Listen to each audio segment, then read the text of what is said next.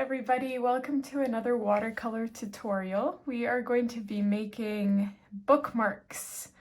So it's going to be a beach scene, and the first thing I'm going to do is just cover my entire piece of paper with a wash of water. I'm just doing the other side first to prevent any buckling. So I'm just going to quickly do that. I have done a lot of beach scene tutorials on my channel using a variety of techniques. Like I have birthday cards and just paintings in general. So I thought I'll just I'll do another one, except with the theme of bookmarks this time. And I saw this on the internet and I thought it was a really good idea. And I will link my inspiration in the description, as I always do. But we are just covering the whole piece of paper in a layer of water. And by the way, probably should have mentioned this first, but I did apply 3 pieces of Scotch tape vertically on my piece of paper, like 1, 2, 3, so that I'm separating the piece of paper into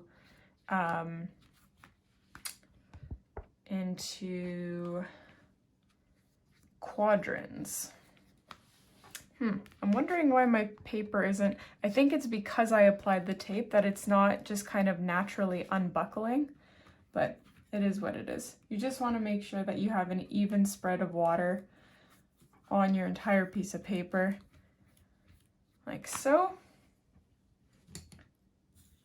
And now I'm going to grab my size 14 Grumbacher. I'm using this pretty baby blue color.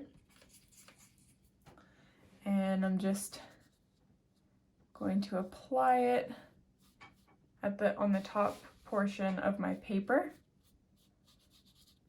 Oh, I love cotton paper so much.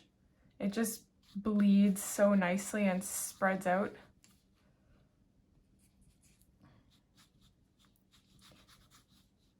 So I'm kind of applying this baby blue in the top part, and then again sort of in the middle section.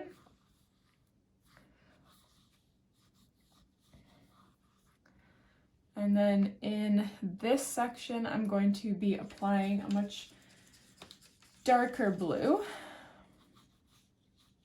And I'm going to fade those guys into one another.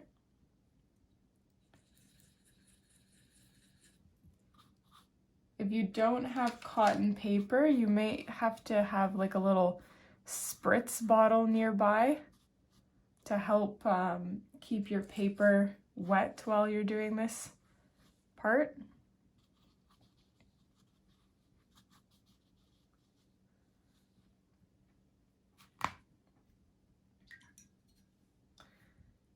And I'm also going to grab like a nude color. And I'm going to mix that nude with some yellow.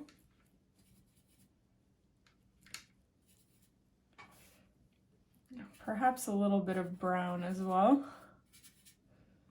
And I'm just going to apply that to the bottom part because this is going to be our sand, of course. And you just want to bring it up so that it's close to the baby blue, but not quite touching it. I just want to let that paint naturally fade into the blue if I can.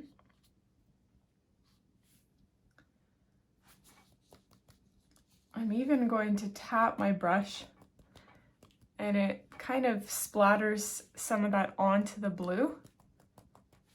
I like how that looks.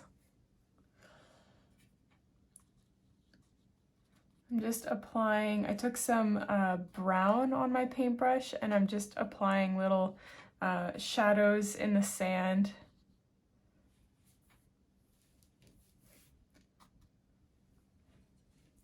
And I'm also taking some of that blue and adding a little bit of black into it.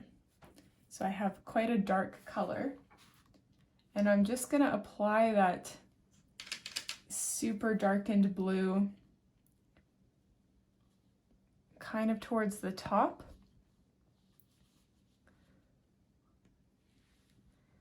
And this is because I want these to look like shadows of coral or whatever else is kind of deep in the sea, because we want that section to look a little bit deeper, right? The further that you go out to sea, the darker that it is.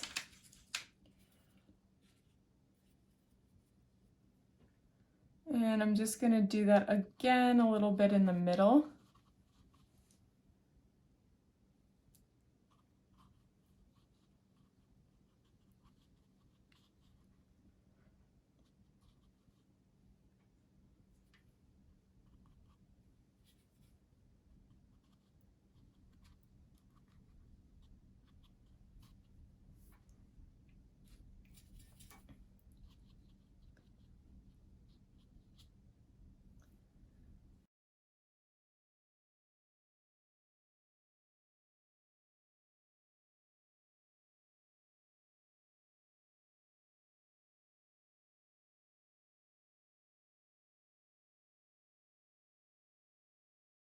So I'm going to let this completely dry before we move on to the next step that's really going to make it kind of come alive. So I just used a hair dryer to speed dry mine, and I'm quickly and very carefully taking a little tissue paper and lifting off that extra paint that remained on the tape. And this is because, just from experience, I have smudged that wet paint onto my painting before, so I want to minimize the chances of that happening by taking it off. But just make sure that when you're taking it off, you're also not smudging it onto your painting. Okay, so now this next step is really going to make this actually look like a beach scene. And you can take a paintbrush and white acrylic paint. And honestly, I've seen people use a variety of things. I've seen them use masking fluid. I've seen people use like really opaque watercolor, like liquid watercolor. Or obviously watercolor is liquid, but I mean the one straight from a tube rather than a half pan. And what we are going to do is start from, I'm going to just twist this around a little bit to make this easier for me to paint. We're going to start where the blue turns into like a pale white and then turns into a yellow. And just where that blue starts turning into white, that's where we want to start dabbing on our white acrylic paint. And you want to do it really gently because we don't want like a super duper harsh contrast. Just want it dark enough that we can see that that is where our wave is crashing onto the sand. And in past tutorials, I used a very different technique to paint this part. And perhaps you might like that technique a little bit more. So I do encourage you to check out my other tutorials. But this one is a lot looser and just less rigid in general. And you can extend that acrylic paint, I don't know, I would say 1 inch past the start of it, and then help blend it in by kind of dabbing around like so. And you're painting on that foam that's created when a wave crashes onto the beach. That's what you're doing there.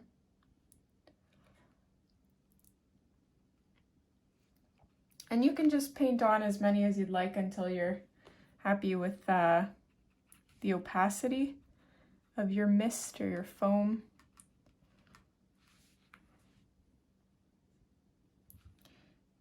And then move on to the next one.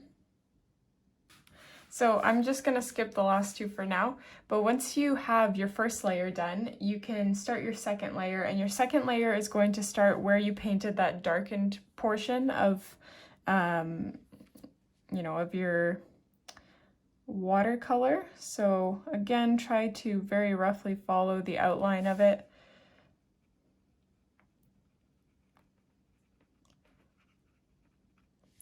And this one is going to show up a lot easier because it's not blending into a very light sand color. You can make this section as opaque as you would like. As I blend mine out, I see more and more that it's not quite dark enough, so you can just keep adding that white acrylic paint until you are happy with the opacity. It is going to be most intense where the wave crashes, and then it should fade out.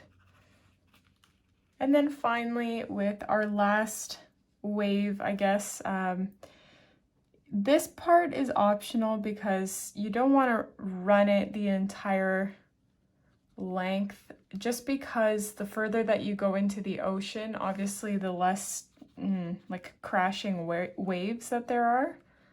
So you see how I'm not extending that wave all the way to the edge. In fact, I'm gonna even create a little secondary wave on my middle wave, just to add a little bit of variety. By the way, for this technique, I am using just a really crappy old dollar store brush. I used to use my really good quality watercolor brushes for this sort of technique, and I kind of destroyed them, so I learned my lesson. I don't recommend using really good quality brushes for something that they're not meant to, which is one, acrylic paint, and two, like this really harsh dragging, dabbing motion. So I did want to point that out, just in case you're wondering what kind of brush that I'm using. Nothing special here. You can see it's kind of falling apart, like the end just comes off. Okay, so another thing that you can do to really add some realism to this painting is water your acrylic down quite a bit, and then just tap it, tap it onto your painting.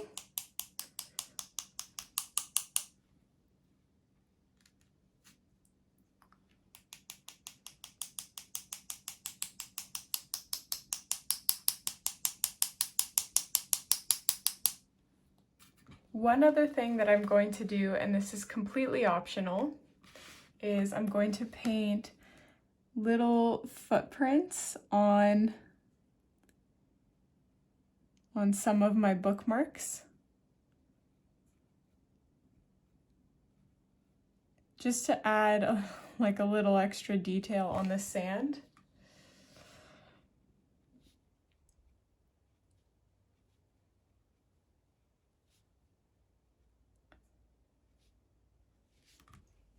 Okay, and once it's completely dry, you can peel the tape off. Whoops.